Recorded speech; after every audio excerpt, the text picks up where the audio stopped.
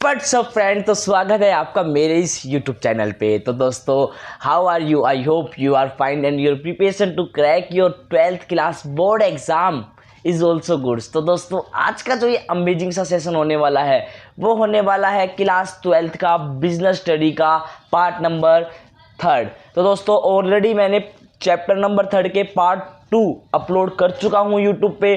उम्मीद करता हूँ कि आपने वो देख लिया होगा और वहाँ तक आपको कोई भी दिक्कत नहीं आई होगी। और मैं ये भी उम्मीद करता हूँ कि मेरी वीडियो या फिर मेरी वॉइस अच्छी तरह आपको दिख रही होगी। तो दोस्तों, are you ready for this session? भाई प्लीज़ ओपन द बुक या फिर आप अपने नोट्स मेरे साथ साथ बना सकते हो, कोई दिक्कत नहीं है। आप देखो, ये वाला जो आज है ना टॉपिक अपन स्टार्ट करेंगे। आज अपन यहाँ स्टार्ट करेंगे कि importance of the business environment की। बिजनेस इन्वायरमेंट की क्या इंपॉर्टेंस है, अपन को क्यों जरूरत पड़ती है बिजनेस इन्वायरमेंट को स्टडी करने के लिए, क्या बिजनेस इन्वायरमेंट हेल्प करता है अपने जो ऑर्गेनाइजेशन का उसको अचीव करवाने के लिए या फिर एक ऑर्गेनाइजेशन को सक्सेसफुल रन करवाने के लिए। ये टॉपिक, ये थोड़े थोड़े बेसिक टॉपिक जो कि अपने पेपर के लिए बहुत ज़्यादा इंपॉर्टेंट है, केस बेस्ड स्टडी के लिए जो कि इंपॉर्टेंट है, वो आज अपन स्टडी करेंगे। तो दोस्तों, are you ready for this session? हाँ, मेरे को पता है कि मेरे 12th क्लास के रैंकर ऑलवेज रेडी रहते हैं पढ़ने के लिए। तो दोस्तों, क्या बोलते हैं, देखो मैं पहले थ्योरी पढ़ के आपको एक बढ़िया तरीके से समझाऊंगा, तो मेरे साथ साथ देना, एक पेशेंस बना के अभी वाली जो क्लास है ना वो अच्छी तरह से देखना, ठीक है। दोस्तों को क्या बोलते हैं कि it is not enough only to understand the business environment, but it is equally important to adopt and react in the business environment factor। अब ये बोलता है कि भाई ये है ना ओनली इनफ नहीं है कि आप उसके अंदर है ना बस बिजनेस इन्वायरमेंट के बारे में जान लो कि मान लो कि जैसे कि एग्जांपल से बात करते हैं कि मान लो कि मैंने एक कंपनी खोल ली, ठीक है। आप उसके अंदर क्या आया, उसके अंदर मान लो क्या नाम है, एक बिजनेस इन्वायरमेंट की प्रॉब्लम है। अब वो प्रॉब्लम तो मैंने देख ली, बट मैं उसके ऊपर स्टेप नहीं उठा रहा, तो क्या मेरे लिए बिजनेस इन्वायरमेंट यूजफुल रहेगा? नहीं ना। तो यही बोलता है कि भाई it is not enough only to understand. अपन अंडरस्टैंड कर सकते हैं बिजनेस इन्वायरमेंट को, but it is equally important कब रहेगा, जब अपन उसको अडॉप्ट करें या फिर उसके साथ साथ अपन रिएक्ट करें। कि जैसे कि मान लो पता चल गया कि गवर्नमेंट ने अपने बिजनेस के लिए कुछ रूल रेगुलेशन बनाए हैं, तो अपन क्या करेंगे, उसको अंडरस्टैंड करेंगे और उसके साथ साथ ही क्या करेंगे, अपन अपने लिए प्लान बनाएंगे या फिर पॉलिसी बनाएंगे उसके रिगार्डिंग, ठीक है। अब बात करते हैं कि फर्स्ट पॉइंट क्या बोलता है इंपॉर्टेंस का। तो क्या बोलता है, it enable the firm to identify the opportunity or getting the first mover advantage। तो क्या बोलता है कि फर्स्ट टॉपिक कि ये है ना, ये हेल्प करता है किसके लिए, आइडेंटिफाई द अपॉर्चुनिटी को आइडेंटिफाई करता है और अपन को क्या देता है, फर्स्ट मूवर एडवांटेज, और अपन को एक राइट देता है या फिर अपन को एक बोल सकते हैं कि हेल्प करता है एक फर्स्ट मूवर एडवांटेज के लिए। जैसे कि लाइक एग्जांपल देखो आज के दिन तो आपको पता है कि कार इतनी ज़्यादा आने लग गई है, बहुत ज़्यादा कंपनी आ गई है कार में। बट पहले के टाइम, एशियन टाइम में अपन ने देखा होगा कि मारुति सुजुकी आई थी जो कि आपके लिए कार लेके आई थी। तो एक बात देखो, उन्होंने क्या करा, उन्होंने बिजनेस इन्वायरमेंट देखा, उन्होंने बिजनेस इन्वायरमेंट स्टडी करा कि यहाँ पर कोई मार्केट में कोई कार बनाने वाला तो नहीं है ना। तो फिर क्या किया, उन्होंने फर्स्ट मूवर एडवांटेज ली, उन्होंने कार बनाई जो कि पीपल को भी अच्छी लगी, पसंद आई। तो ये क्या बोलता है कि बिजनेस इन्वायरमेंट हेल्प करता है फर्स्ट मूवर एडवांटेज के लिए। एग्जांपल के साथ समझाऊंगा, बट प्लीज पहले थ्योरी पढ़ते हैं अपन। क्या बोलता है, क्या पहले तो सबसे पहले अपन को मीनिंग पता होना चाहिए कि अपॉर्चुनिटी क्या होता है।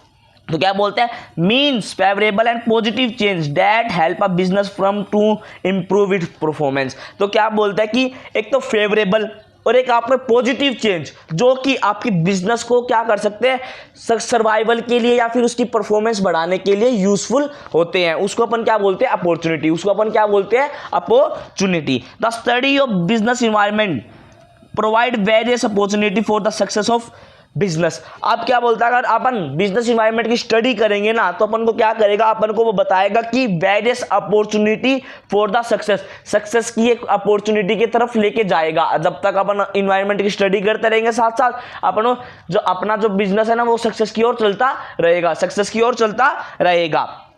The earlier explanation by identify the opportunity at the initial stage will help the business firm to be the leader in the market instead of losing its with the competitor. अब इसमें क्या गया था, earlier explanation by identify the opportunity at a initial stage will help the business firm to be the leader in the market. आप example के through एक समझते हैं कि मान लो देखो ये मेरा बिजनेस है, मेरी कंपनी है, ये दूसरी वाले की कंपनी है, हम दोनों क्या बना रहे हैं, कार बना रहे हैं, हम दोनों क्या बना रहे हैं, कार बना रहे हैं अलग अलग नाम से, ठीक है। अब भाई मान लो कि मेरे को बिजनेस इन्वायरमेंट स्टडी कर ली, मैंने बिजनेस इन्वायरमेंट स्टडी कर ली कि मेरे को पता चला कि मार्केट में जो डिमांड है ना वो है सस्ती कार की, रीजनेबल प्राइस पे अपन को कार मिल जानी चाहिए। तो मैंने क्या किया, मैंने कर दिया 1 लाख रुपए की कार लॉन्च, लाइक अ टाटा ने नैनो कार बनाई थी। वो किसके लिए बनाई थी, इंडिविजुअल के लिए बनाई थी, मतलब एक नॉर्मल क्लास या मिडिल क्लास फैमिली के लिए बनाई थी, ठीक है। तो मान लो मैंने 1 लाख रुपए में कार लॉन्च कर दी। अब एक बात बताओ भाई, मैंने पहले तो बिजनेस इन्वायरमेंट देखा, भाई ये बिजनेस इन्वायरमेंट है, पहले मैंने इसको स्टडी किया, फिर मेरे को एक कंक्लूजन मिला कि डिमांड किसकी हो रही है, 1 लाख रुपए कार वाले की डिमांड हो रही है। तो मैंने वहां पर जाके मैं शिफ्ट हुआ, मैंने वो मैन्युफैक्चरिंग करने लग गया। तो यही बोलता है, अगर अपन इनिशियल स्टेज पे या फिर अपन अर्लियर स्टेज पे अगर बिजनेस इन्वायरमेंट को स्टडी कर लेते हैं ना, तो अपन वो क्या देता है, वो अपने को लीडर बनाने का हक देता है, लीडर बनाने का अपन को हक देता है। और मार्केट में एक गुडविल के साथ भी अगर अपन स्टैंड हो सकते हैं। This concept is based on the theory of Charles Darwin, survival of the fittest. MCQ gold पूछा जा सकता है कि भाई सर्वाइवल ऑफ द फिटेस्ट की थ्योरी किसने दी थी, तो आप क्या नाम बोलोगे, चार्ल्स डार्विन, ठीक है। अब बढ़ते हैं आगे। तो क्या बोलता है कि so every company should be conspicuous to identify the opportunity and get the maximum benefit in the market. तो हर जो बिजनेस है ना वो क्या करता है, वो आइडेंटिफाई करता है अपॉर्चुनिटी को आइडेंटिफाई करता है और ये क्या करता है, मैक्सिमम बेनिफिट के लिए आगे बढ़ता है। यार मैं उम्मीद करता हूँ कि आपको ये फर्स्ट इंपॉर्टेंस अच्छी तरह समझ में आ गया होगा, फर्स्ट मूवर एडवांटेज का। तो इसमें गोल्ड पॉइंट क्या था कि अगर है ना, फर्स्ट ऑफ ऑल अपन को क्या करना पड़ता है, बिजनेस को अपॉर्चुनिटी को एनालाइज करना पड़ता है, जिसके उसके साथ सक्सेस चलती रहती है। जब तक वो एनवायरनमेंट स्टडी करेगा ऑब्वियसली उसकी सक्सेस बढ़ती रहेगी। और एक ये फर्स्ट मूवर एडवांटेज कैसे देता है कि अपन को है ना पहले अर्लियर या फिर इनिशियल स्टेज पे, जब मान लो अपन ने बिजनेस स्टार्ट किया, उसके साथ साथ अपन ने बिजनेस एनवायरनमेंट की स्टडी कर ली, तो अपन को किसका हक देता है, वो लीडर बनने का हक देता है और एक बढ़िया गुडविल जनरेट करके देता है, ठीक है। और तो आप तीसरा पॉइंट इसमें आप ये भी बता सकते हो कि ये एक थ्योरी पे बेस होता है। कौन सी थ्योरी, चार्ल्स डार्विन ने दी थी, जो सर्वाइवल ऑफ द फिटेस्ट, ठीक है। तो हर कंपनी, फोर्थ पॉइंट आप देख सकते हो कि आप हर कंपनी ऑब्वियसली क्या करती है, अपनी अपॉर्चुनिटी को आइडेंटिफाई करती है, फिर उसके साथ साथ अपने एक मतलब कुछ बनाती, रूल एंड रेगुलेशन बनाती है, जिससे कि उसकी जो कंपनी है वो सर्वाइवल कर सके और एक फर्स्ट मूवर एडवांटेज का बेनिफिट ले सके। उम्मीद करता हूँ कि आपको ये फर्स्ट पॉइंट अच्छी तरह समझ में आ गया होगा।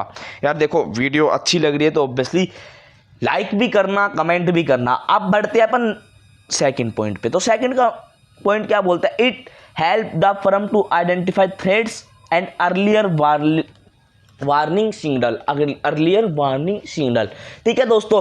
तो अब देखो अपॉर्चुनिटी का मतलब अपन ने समझ लिया था, अब अपन समझते हैं थ्रेट्स का मतलब। तो थ्रेट्स क्या होता है, threats mean unfavourable and negative external changes which degrade the performance of business from.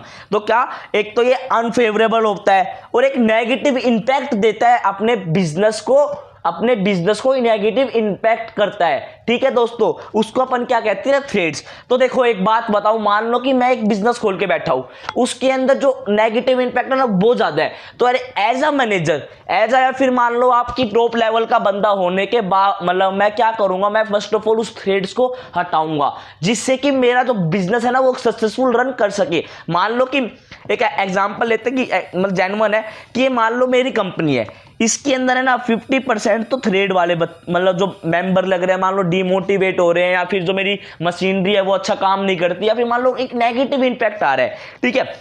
20% बढ़िया है, मतलब बढ़िया, मतलब फुल अपन कह सकते हैं कि बहुत बेस्ट एम्प्लॉयज़ लग रहे हैं। तो एक बात बताओ, क्या मेरी जो बिजनेस है वो अच्छी तरह चल पाएगा? नहीं ना। तो as a manager, as a manager तो मैं क्या करूंगा, पहले तो इसको सोल्व करूंगा। और वो ये किससे सोल्व होगा, ये बिजनेस इन्वायरमेंट की हेल्प से ये सोल्व होगा। तो पढ़े स्टार्ट करें। मेरे को पता है यार, आप बहुत ज़्यादा इंटरेस्टेड बन रहे हो पढ़ने के लिए। तो क्या earlier identification of threat will lead to neutralise the effect of thread.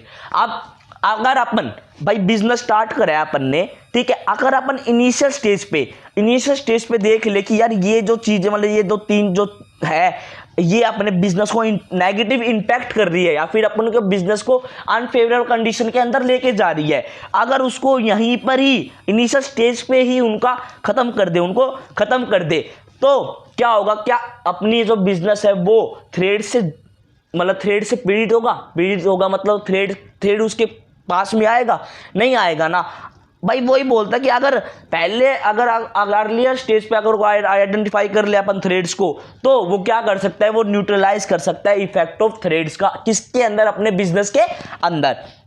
If a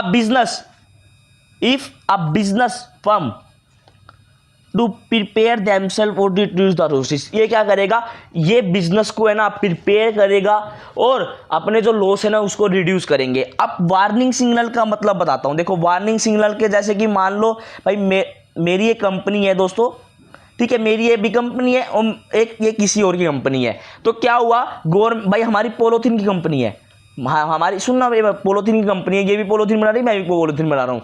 but क्या हुआ, गवर्नमेंट ने ना रूल एंड रेगुलेशन या फिर लॉ निकाल दिया पॉलीथीन से कि पॉलीथीन बैन होने वाली है। और भाई वो मेरे को पता था, तो मैं क्या हुआ, मैं इससे शिफ्ट होके, पॉलीथीन से शिफ्ट होके मैं जूट के बैग बनाने लग गया।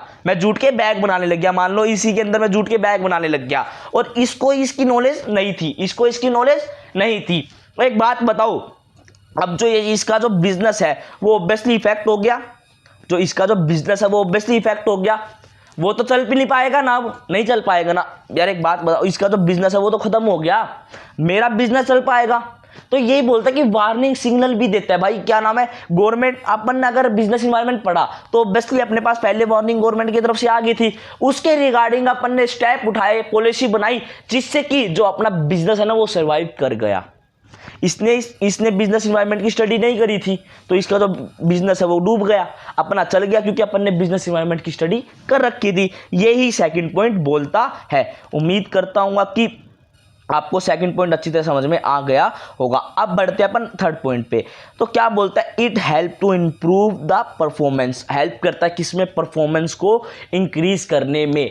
अब एक बात बताओ मेरे को, आपसे पूछना चाहता हूं, एक बोलो, मान लो कि मैं एक बिजनेस में, मेरा एक बिजनेस है SG सर, ठीक है, एक बात बताओ भाई, उसके अंदर मैंने सारी की सारी जो आपके बिजनेस इन्वायरमेंट की जो भी कुछ भी आता था मैंने सारा डिस्कस कर लिया, मैंने प्रिंसिपल ऑफ मैनेजमेंट भी डिस्कस कर लिया सारा, मैंने मैनेजमेंट तक का डिस्कस कर लिया।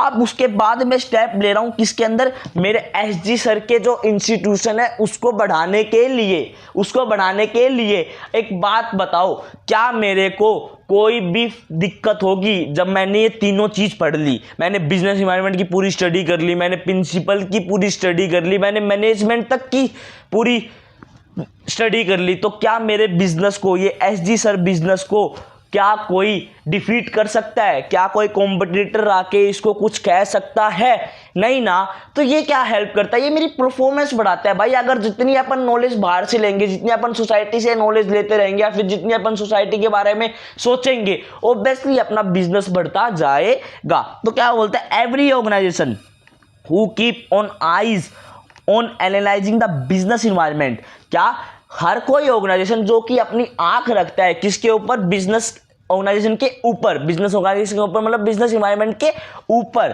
ठीक है, ऑन द कॉन्स्टेंट मतलब कॉन्स्टेंट, लगातार। भाई ये नहीं है कि एक बार रख दिया 6-7 महीने भूल गए, नो, लगातार बेसिस पे अगर अपनी आईज इन द सेंस की उनका ध्यान रखता है, with the help to them improve their performance not only for the present period but for the future and long term growth of the market. यही सीधा बोला गया है कि अगर मान लो मैं एसजी सर की जो कंपनी या फिर इंस्टीट्यूशन चला रहा हूं, मैंने बिजनेस इन्वायरमेंट के ऊपर लगातार कॉन्स्टेंट स्पीड से या फिर कॉन्स्टेंट मैं बिजनेस इन्वायरमेंट को एनालाइज करता रहा, प्रिंसिपल को एनालाइज करता रहा, मैं मैनेजमेंट को एनालाइज करता रहा, तो क्या मेरे बिजनेस जल्दी खत्म हो जाएगा? नहीं होगा ना भाई, मेरा बिजनेस बिल्कुल भी जल्दी खत्म नहीं होगा।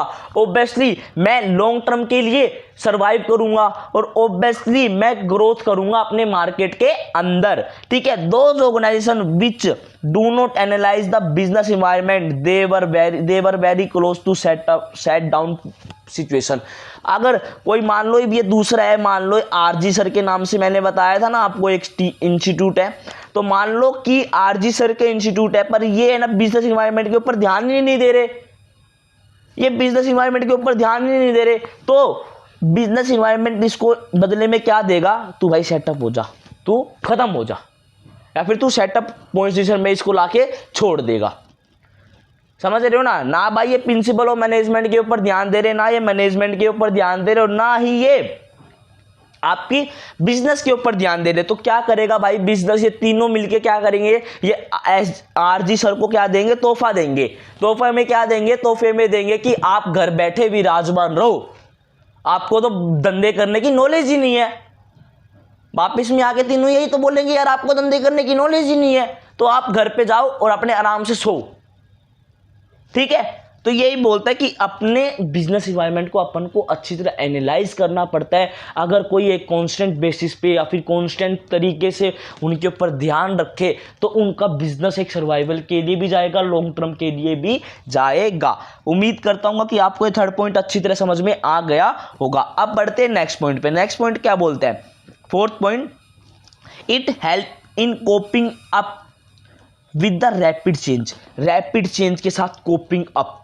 ठीक है, अब देखो आपको एक बात बताई है कि अपना जो बिजनेस है ना वो डायनेमिक होता है यार, वो environment hand to hand change होता रहता है। कि जैसे कि मान लो भाई पहले के ज़माने में टीचिंग कैसे हुआ करती थी? ब्लैक बोर्ड पे हुआ करती थी, मतलब एक टीचर आया करते थे, ब्लैक बोर्ड पे पढ़ाया करते थे, लिखवाया करते थे। बट आज टेक्नोलॉजी बदल गई है भाई, आज स्मार्ट टीवी आने लग गए हैं, आज यूट्यूब पे बड़ी बड़ी क्लासें होने लग गई है भाई। ये किसकी वजह से? ये टेक्नोलॉजी की वजह से। आज स्कूलों के अंदर भी भाई टेक्निकल पढ़ाई होती है, टेक्निकल इन द सेंस कि वहां पर वो बोला जाता है ना कि इलेक्ट्रॉनिक वे से पढ़ाई होने लग गई है। आज जो नोट्स है वो ऑब्वियसली कंप्यूटराइज बनने लग गए हैं, लैपटॉप पे बनने लग गए हैं भाई। उसका प्रिंट निकालो, उसको पढ़ो, उसके बाद अटेम्प्ट करके आओ। आज पहले तो पेपर भाई टीचर के साथ बैठ के दिया जाते थे, बट अभी थोड़ा चेंज नहीं हुआ। बट अगर अपन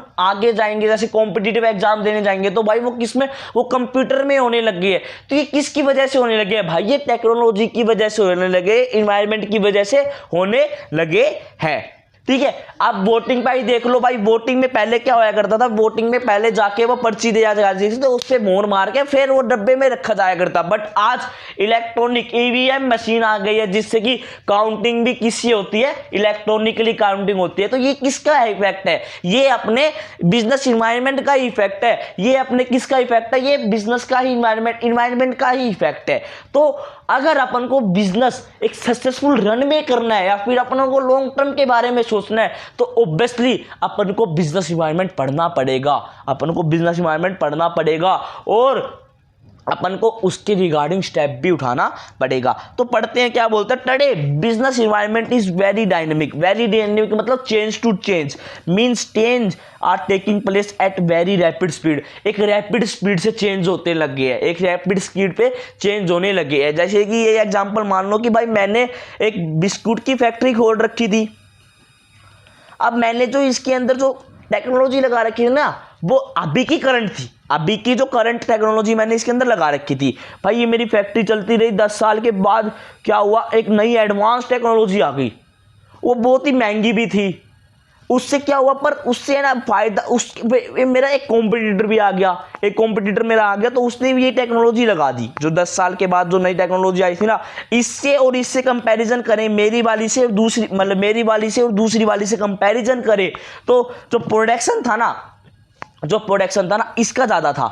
तो भाई ये क्या है, ये भी चेंज है, क्योंकि रैपिड चेंज होने लग गया है अपने जो इकोनॉमी के अंदर, बहुत ज़्यादा चेंज होने लग गया है, डायनेमिक चेंज आने लगी है। Like change in the customer demand, customer की डिमांड चेंज हो गई है। भाई मैं पार्ले जी बनाया करता, बट आज क्या नाम है, जो कस्टमर है वो क्या कौन से वो CNC खाने लग गए हैं। ठीक है, न्यू चेंज इन टेक्नोलॉजी। भाई मैं पहले जो मेरी एग्जांपल में बताया कि मैंने पहले जो आज की एडवांस लगा रहा हूँ, पर आने वाले 10 साल में कोई नई टेक्नोलॉजी आ गई तो वो चेंज इन टेक्नोलॉजी हो गई। ठीक है, new competitor in the market. भाई मैं पहले काम खुद अकेला कर रहा था, मान लो कि आज SG सर के नाम से मैं पढ़ा रहा हूँ यहाँ यूट्यूब पे, कल को कोई और आ जाए SG सर के नाम से पढ़ाने के लिए तो कोई कॉम्पिटिटर भी अराइव हो जाता है। In order to cope with the these changes, अगर अपन को इस चेंजिंग के साथ साथ अगर चलना है, every business manager should understand analysing the environment and develop situation technology. तो क्या हर मैनेजर को क्या करना पड़ेगा, एनवायरनमेंट को एनालाइज करना पड़ेगा, अंडरस्टैंड करना पड़ेगा और उसके साथ साथ सिचुएशन डेवलप करनी पड़ेगी टेक्नोलॉजी के हिसाब से। Generally change do not effect business but the aspect change effect the business. क्या बोलता है कि जनरली है ना, कोई भी चेंजेस है ना वो इतना ज़्यादा प्रभाव नहीं डालता बिजनेस के अंदर, बट क्या नाम है ना, स्पेक्ट इफेक्ट, स्पेक्ट चेंज डालता है अपने बिजनेस के अंदर। ठीक है दोस्तों, तो स्टूडेंट समझ में आ रहा है ना आपको ये वाला टॉपिक। तो that's why a very little change can faced by the firm but facing the rapid change is difficult task। तो क्या बोलता है कि अगर इसके अंदर थोड़ा थोड़ा चेंज हुआ ना तो ऑब्वियसली थोड़ा थोड़ा चेंज तो अपन को दिखेगा, बट मान लो कि बहुत ज़्यादा बड़ा चेंज आ गया तो वो अपने बिजनेस को डाउनवर्ड भी ले जा सकता है, फिर सेटअप पोजीशन के अंदर भी लेके जा सकता है। ठीक है, 5th पॉइंट पढ़ते हैं यार। उम्मीद करता हूँ कि ये 4th पॉइंट आपको अच्छी तरह समझ में आ गए होंगे। भाई मैं डिटेल रिवीजन दे रहा हूँ इसका, पूरा डिटेल जितना भी है। ये जो लाइन मैं बता रहा हूँ ना आपको, ये ऑब्वियसली कोट करके आती है आपकी केस स्टडी के अंदर, और ऑब्वियसली आप अगर ये लाइन अटेम्प्ट करके आओगे ना आप एग्जाम के अंदर, रियलिटी में बोल रहा हूँ भाई, प्रेजेंटेशन का बहुत बड़ा रोल रहता है पेपर के अंदर। मैं ये जो लाइन अगर आप कोट करके आओगे ना, जो चेक करोगे ना, वो ऑब्वियसली आपको ग्रेस मार्क भी देख के जाएगा। ठीक है, बट आप प्लीज मेरे साथ नोट्स बनाते रहना। तो क्या बोलता है, it help in planning and policy formation. अब एक बात बताओ भाई, मैंने सारा बिजनेस एनवायरनमेंट पूरा, भाई ये संसार था, संसार का मैंने सब चीज़ पढ़ ली, मतलब बिजनेस एनवायरनमेंट की क्या क्या डिफिकल्टी थी, क्या क्या एडवांटेज डिसएडवांटेज लिमिटेशन, ये सब चीज़ मैंने पढ़ ली, बट मैंने पॉलिसी नहीं बनाई ना, उसके अंदर कुछ स्टेप उठाए, तो क्या मेरा बिजनेस चल पाएगा? नहीं। अब मैंने सारा चीज़ पढ़ ली भाई, बिजनेस एनवायरनमेंट की सब चीज़ जो मेरे बिजनेस को इफेक्ट करने वाली थी वो, और मैंने उसके रिगार्ड से पहले ही पॉलिसी बना ली, सारी प्लानिंग कर ली, तो क्या मेरे बिजनेस को कोई सेटअप पोजीशन में ला सकता है? नहीं ला सकता ना। यही आप इसमें पढ़ते हैं अपन, क्या बोलते हैं, थ्योरी पढ़ते हैं। चलो क्या बोलते हैं, every business environment provide opportunity as well as threats. हर कोई अगर बिजनेस कर रहा है ना तो ऑब्वियसली उसके साथ अपॉर्चुनिटी भी आती है, उसके साथ थ्रेट्स भी आती है। So the study of business environment can be the foundation of the future of the company. तो क्या अगर अपन को बिजनेस की ग्रोथ के लिए लेके जाना है तो अपना जो बिजनेस एनवायरनमेंट है ना, ये फाउंडेशन का रोल प्ले करता है। मतलब फाउंडेशन इन द सेंस कि एक हेल्प करता है कि अपने बिजनेस को सर्वाइवल या फिर उसके मतलब लॉन्ग टर्म सर्वाइवल के लिए हेल्प करने के लिए। ठीक है, अब but we have to done in future और the future course of action is to be called as planning. अपन को फ्यूचर में क्या करना है, ठीक है, और फ्यूचर के रिगार्डिंग अपन को क्या एक्शन लेने हैं, उसको अपन क्या कहते हैं, प्लानिंग।